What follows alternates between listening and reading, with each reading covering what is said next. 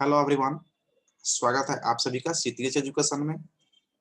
आज की वीडियो में हम लोग सी प्रोग्रामिंग से सेट नंबर 5 को डिस्कस करेंगे और सेट 5 से टोटल 10 क्वेश्चन को हम लोग डिटेल्स में डिस्कस करेंगे। ये सारे क्वेश्चन आपके प्रीवियस ईयर्स एग्जाम में पूछे जा चुके हैं, तो आने वाले एग्जाम के लिए इम्पोर्टेंट हो सकते हैं।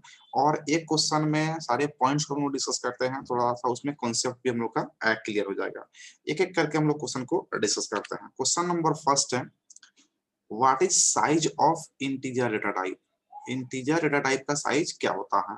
तुम लोग इसके पहले भी एमसीक्यू में डिस्कस कर चुके हैं। इंटीजर जो है ना, दो टाइप का होता है। एक होता है शॉर्ट इंटीजर और दूसरा होता है लॉन्ग इंटीजर। बाय डिफॉल्ट अगर शॉर्ट और लॉन्ग नहीं लगा हुआ हमारा इंटीजर में, तो बाय डिफॉल्ट तो क्या होता है, हमारा शॉर्ट इंटीजर ही होता है। और शॉर्ट इंटीजर मेमोरी में 2 बाइट स्पेस लेता है, जबकि long integer 4 byte space acquire करता है मेमोरी में। अगर दोनों में अभी स्पीड पूछ दिया जाए कि दोनों में फास्ट कौन काम करता है, तो हमारा शॉर्ट इंटीजर जो है ना, ज्यादा फास्ट काम करता है। तो शॉर्ट इंटीजर पूछ जाए तो 2 बाइट, लॉन्ग इंटीजर 4 बाइट। अगर शॉर्ट और लॉन्ग इंटीजर से पहले नहीं लगा हुआ है, तो बाय डिफॉल्ट वो शॉर्ट इंटीजर ही होता है और उसका साइज मेमोरी में कितना होगा, 2 बाइट। तो इस क्वेश्चन का आंसर हो जाएगा आपका ए, 2 बाइट्स। नेक्स्ट क्वेश्चन है, which of the following is the symbol for logical and operator. यहाँ पे लॉजिकल ऑपरेटर की बात की जा रही है और यहाँ पे एंड है। तो एंड जो है ना, हम लोग का डबल जो है ना एंड लेते हैं लॉजिकल ऑपरेटर के लिए, जबकि सिंगल एंड होता है, ये होता है आपका बिट वाइज ऑपरेटर। इसको हम लोग ऑपरेटर के क्लास में डिस्कस कर चुके हैं। तो सिंगल अगर रहेगा तो बिट वाइज ऑपरेटर होगा, अगर डबल एंड रहेगा तो लॉजिकल एंड होगा। तो यहाँ पे देखिए ऑप्शन में सी इज द राइट आंसर। ये हो गया आपका लॉजिकल एंड और ये हो जाता है आपका जो सिंगल है, ये हो गया बिट वाइज एंड। तो इस पे जो है ना आप ध्यान रखेंगे, इससे ऑब्जेक्टिव क्वेश्चन पूछ दिए जाते हैं। नेक्स्ट क्वेश्चन है, printf and scanf are defined in which header file. printf एक जो है ना हमारा फंक्शन है, आउटपुट फंक्शन है। scanf भी हमारा फंक्शन है जो प्री डिफाइंड फंक्शन है, इनपुट फंक्शन है। इन दोनों फंक्शन का हम लोग प्रोग्रामिंग में इनपुट और आउटपुट के लिए यूज करते हैं, और ये दोनों फंक्शन आपके standard input output header file में पहले से प्री डिफाइंड है। तो इसका राइट आंसर हो जाएगा सी, stdio.h में ये दोनों फंक्शन जो है ना हम लोग इसके पहले भी डिस्कस कर चुके हैं। और दो और फंक्शन होता है हम लोग जो यूज करते हैं प्रोग्रामिंग में, गेट ch और क्लियर स्क्रीन। तो वो दोनों होता है हमारा conio.h में। नेक्स्ट क्वेश्चन है, array is a data type which stores fill in the blanks type of data. Array data का टाइप होता है, कलेक्शन ऑफ डेटा होता है जो स्टोर्स करता है किस प्रकार के डेटा को। क्या डिफरेंट को? तो नहीं, डिफरेंट को स्टोर्स नहीं करता है। सिमिलर टाइप्स के डेटा को स्टोर करता है। तो राइट आंसर क्या हो जाएगा, बी। जरा का इंटीजर को नन ऑफ दिस। तो यहाँ पे इसका डिफिनेशन में होता है कि array is a collection of elements या data which store similar types of data, यानी कि सिमिलर टाइप्स के डाटा को स्टोर करने का काम करता हमारा एरे। तो इसका राइट आंसर बी हो जाएगा। नेक्स्ट क्वेश्चन है, C language is developed by. C language किसके द्वारा डेवलप किया गया है? तो सभी लोग जानते हैं हम लोग कि डेनिस रिची के द्वारा 1972 में जो है ना सी लैंग्वेज को बेल लेबोरेटरी में डेवलप किया गया। और यहाँ पे JW मैकली है, तो इनको जो है ना, ये जो यूनिवैक और इनैक जो कंप्यूटर का डिजाइन किया गया था, वो इन्हीं के द्वारा किया गया था। चार्ल्स बेबेज को फादर ऑफ कंप्यूटर के नाम से जाना जाता है, ये फादर ऑफ कंप्यूटर के नाम से इनको जाना जाता है। और ब्लेस पास्कल जो है ना, पास्कल कैलकुलेटर का इन्वेंशन किए थे, जो फ्रेंच मैथमेटिशियन थे। तो यहाँ राइट आंसर हो जाएगा आपका डेनिस रिची 1972 में बेल लेबोरेटरी में इन्वेंशन किए थे सी लैंग्वेज का। नेक्स्ट क्वेश्चन है, what is the full form of ANSI.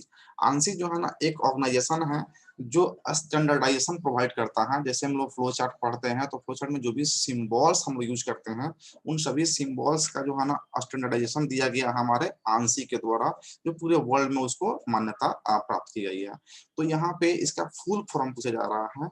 इसका फुल फॉर्म होता है अमेरिकन नेशनल स्टैंडर्ड इंस्टीट्यूट। एक इंस्टीट्यूट है अमेरिका का जो नेशनल स्टैंडर्ड प्रोवाइड करता है, यानी कि ऐसा स्टैंडर्ड प्रोवाइड करता है जिसकी मान्यता पूरे वर्ल्ड में दी जाती है। तो इसका राइट आंसर हो जाएगा आपका बी।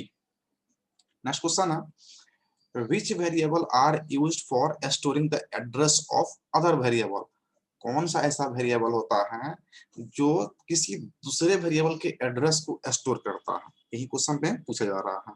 तो एरे क्या होता है, कलेक्शन ऑफ एलिमेंट्स होता है, तो ये होगा नहीं। पॉइंटर्स, पॉइंटर एक स्पेशल वेरिएबल होता है जो किसी अदर वेरिएबल के एड्रेस को स्टोर करने के लिए यूज किया जाता है, तो इसका राइट आंसर क्या हो जाएगा, बी। स्ट्रक्चर भी क्या होता है, कलेक्शन ऑफ एलिमेंट्स होता है, तो ये होगा नहीं। इसमें डिफरेंट स्टेटमेंट, डिफरेंट टाइप्स के डाटा को स्टोर किया जा सकता है। जबकि फंक्शन क्या है, सेल्फ कंटेंट ब्लॉक है जो किसी पर्टिकुलर टास्क को परफॉर्म करने के लिए इसको बनाता है, और ये प्री डिफाइंड हो सकता है और यूजर डिफाइंड भी हो सकता है। इस क्वेश्चन का आंसर हो जाएगा बी, पॉइंटर। नेक्स्ट क्वेश्चन है, which of the following is general form of while loop, while loop का जनरल फॉर्म कौन सा है, इन चारों में आपको सिलेक्ट करना है। तो हम लोग व्हाइल का जो सिंटेक्स देखे थे, व्हाइल और साथ में इसका होता है आपका कंडीशन, कंडीशन, और उसके बाद इसका ब्लॉक होता है जिसमें होते हैं आपके स्टेटमेंट्स। अगर ये कंडीशन ट्रू हुआ तो स्टेटमेंट एक्सिक्यूट होगा, अगर ये कंडीशन फॉल्स हुआ तो लूप से क्या हो जाएगा, सीधा ये बाहर आ जाएगा। तो यहाँ पे व्हाइल है, कंडीशन है, उसके बाद क्या हो गया, यहाँ पे आपका स्टेटमेंट्स हो गए। तो यहाँ पे आपको चेक कर लेना है, व्हाइल है, कंडीशन है और स्टेटमेंट है, तो आपका राइट आंसर ये हो जाएगा। नेक्स्ट क्वेश्चन है, which of the following is C compiler, इनमें से कौन सी का कंपाइलर है जिस पर हम लोग सी प्रोग्रामिंग को एक्सिक्यूट कर सकते हैं, रन करवा सकते हैं। तो टर्बो सी या टर्बो सी प्लस प्लस, यहाँ पता है टर्बो सी प्लस प्लस या टर्बो सी जो है ना आपका एक क्या है, सी का कंपाइलर है, तो ये होगा आपका। बोरलैंड सी भी आपका एक कंपाइलर है जिस पर हम लोग सी प्रोग्राम को आसानी से एक्सिक्यूट कर लेते हैं, तो इसका राइट आंसर क्या जाएगा, C, both A and B. JD के जो होता है ना, जेडी के जो है ना जावा में हम लोग यूज करते हैं, इसको बोलता है जावा डेवलपमेंट किट, तो ये जो है ना आपका डी जो है ना फॉल्स है, तो इसका राइट आंसर हो जाएगा C, both A and B. And last question है, which of the output of following C codes, ये कोड्स दिए गए हैं आपको और इसका जो है ना चेक करना है कि आउटपुट्स क्या होगा। तो देखिए यहाँ पे इंटीजर मेन, यहाँ से एक्सक्लूशन हमारा स्टार्ट होगा। इसमें दिया गया है कि a equal to 5, b equal to 3.3। यहाँ पे डेटा का टाइप नहीं बताया गया है, क्या है, डेटा का टाइप नहीं बताया गया है। तो इसमें क्या होगा कि इसको कंपाइलर जो है ना मेमोरी एलोकेट ही नहीं कर पाएगा, किस प्रकार के डाटा को कितना साइज देना है ये कंप्यूटर को पता है, लेकिन जब आप डेटा का टाइप ही नहीं बताएंगे तो वो मेमोरी कैसे एक्वायर करेगा, कैसे ऑक्युपाई करेगा किसी भी वेरिएबल के लिए। तो जैसे ही कंपाइलेशन के समय में जाएगा और जब इसके मेमोरी के क्रिएशन की बात होगी तो वहां पे जो है ना एरर बताएगा, यानी कि compilation error, compile time error. तो यहाँ पे आउटपुट की कोई बात ही नहीं हो रही है। या फिर आप प्रिंटफ में भी जा रहे हैं तो प्रिंटफ में आउटपुट लेते हैं, परसेंटेज डी ठीक है इनपुट इंटीजर के लिए, परसेंटेज एफ जो है ना फ्लोट के लिए ठीक है, लेकिन यहाँ पे प्रिंटफ में M% साइन नहीं यूज होता, हम लोग स्कैनफ में यूज करते हैं। तो ये क्या होता है, आपका कंपाइलेशन एरर हो जाएगा। इसका राइट आंसर हो जाएगा सी, कंपाइल टाइम एरर। तो ये मोस्ट इंपोर्टेंट 10 क्वेश्चन हम लोग को डिस्कस किए, उम्मीद है कि आपको इससे एग्जाम में लाभ मिलेगा। तो मिलते हैं फिर से नेक्स्ट वीडियो में नेक्स्ट सी प्रोग्रामिंग के सेट के साथ, तब तक के लिए धन्यवाद अंत तक वीडियो देखने के लिए।